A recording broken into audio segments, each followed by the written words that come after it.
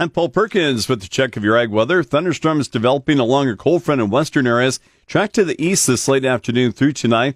Through just after midnight, severe storms are possible with quarter-size hail and wind gusts up to 70.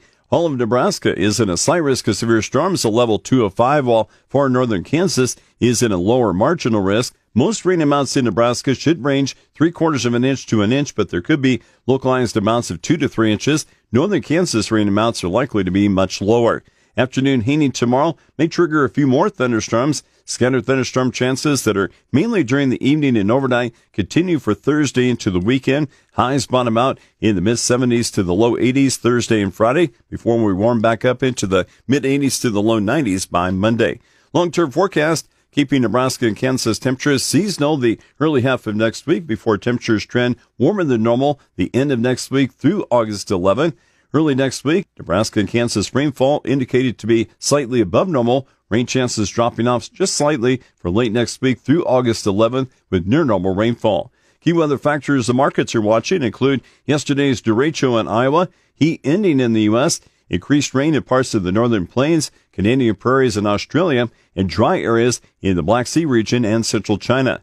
Late yesterday, a derecho or long-duration windstorm produced continuous severe wind gusts of 58 to 74 over a 400-mile path of the best-looking farmland in Iowa. There were 11 wind gusts of 75 to 100, the highest gust of 99 in Sioux Center, Iowa.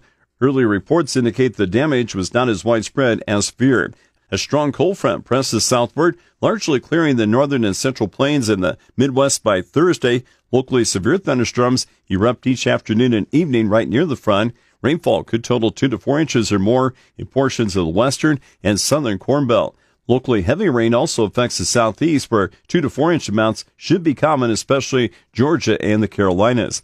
Late in the week, lingering heat and humidity is limited to the deep south. Temperatures remain below 80 for several days across the Midwest and Northeast.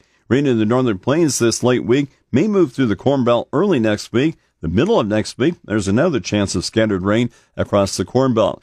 Across the northern plains, the rains favor corn and soybeans, but not the wheat that's maturing, and areas of heavy rain could lower the quality. Towards the Canadian prairies, scattered rain is too late to help mature crops across the south or damage crops in the north.